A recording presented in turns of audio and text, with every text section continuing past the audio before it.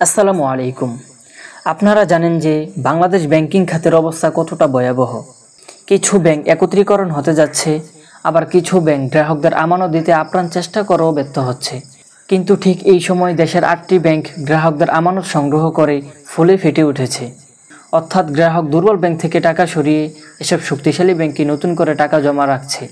এই শক্তিশালী ব্যাংকগুলো গ্রাহকদের আস্থা ধরে রেখে নগদ জমার পরিমাণ বাড়াচ্ছে। আজকের ভিডিওতে আমরা এই শক্তিশালী 8টি ব্যাংকের নাম জানব, যেখানে আপনি নির্ভয়ে ব্যাংকিং করতে পারবেন। এবং ভিডিও শেষে আরও জানতে পারবেন কিভাবে টাকা রাখলে ব্যাংক দেউলিয়া হলেও আপনার টাকা মার যাবে না। তাই সম্পূর্ণ ভিডিওটি দেখার জন্য রিকোয়েস্ট করছি। তো ভিডিওতে লাইক করে চ্যানেলে নতুন হলে সাবস্ক্রাইব করে দিবেন। আমাদের একটি ভিডিও বানাতে কত রিচার্জ করতে হয়, লাইক এবং সাবস্ক্রাইব করতে মাত্র কয়েক সেকেন্ড সময় লাগে, তাই প্লিজ সাবস্ক্রাইব।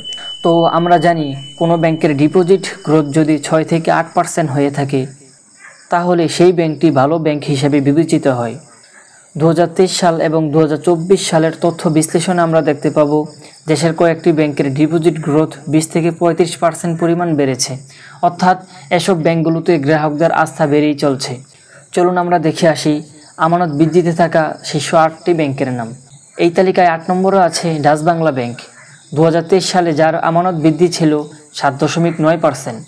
2024 সালে তা বৃদ্ধি পেয়ে হয়েছে 11.28%। এর আগের অবস্থানে রয়েছে ব্যাংক এশিয়া।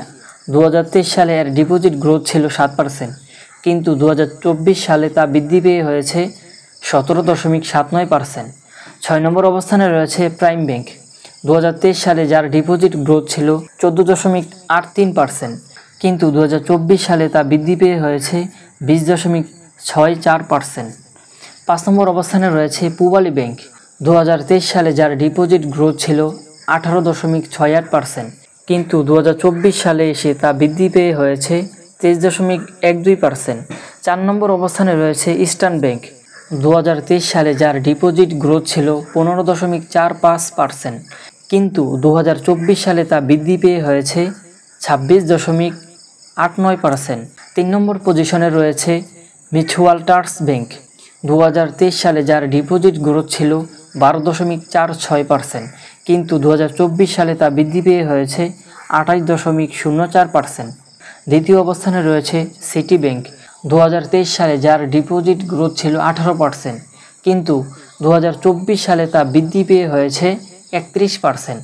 সবথেকে ভালো অবস্থানে রয়েছে ব্র্যাক ব্যাংক, যার 2023 সালেও ডিপোজিট গ্রোথ ছিল 34%, কিন্তু 2024 সালে তা বৃদ্ধি পেয়ে হয়েছে 36.04%।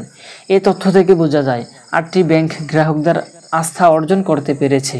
কিন্তু 2025 সালে বাংলাদেশ ব্যাংকের গভর্নর ডক্টর আহসান ইস মনসুর বলেছেন, কোনো ব্যাংক যদি দেউলিয়া বা বন্ধ হয়ে যায়, তাহলে গ্রাহকদেরকে 2 লক্ষ টাকা করে ফেরত দেওয়া হবে। এই থেকে বোঝা যায় আমরা একই ব্যাংকে টাকা না রেখে বিভিন্ন ব্যাংকে টাকা রাখতে পারি। এতে করে ব্যাংক যদি দেউলিয়া বা বন্ধ হয়ে যায়, সেক্ষেত্রে আমাদের টাকা মার যাবে না। এবং অবশ্যই কমেন্টে জানাবেন আপনি কোন ব্যাংকে অ্যাকাউন্ট খুলেছেন, এবং ব্যাংকের প্রতি আস্থা না হারিয়ে ধৈর্য ধরুন। সবাই ভালো থাকবেন, সুস্থ থাকবেন। আল্লাহ হাফেজ।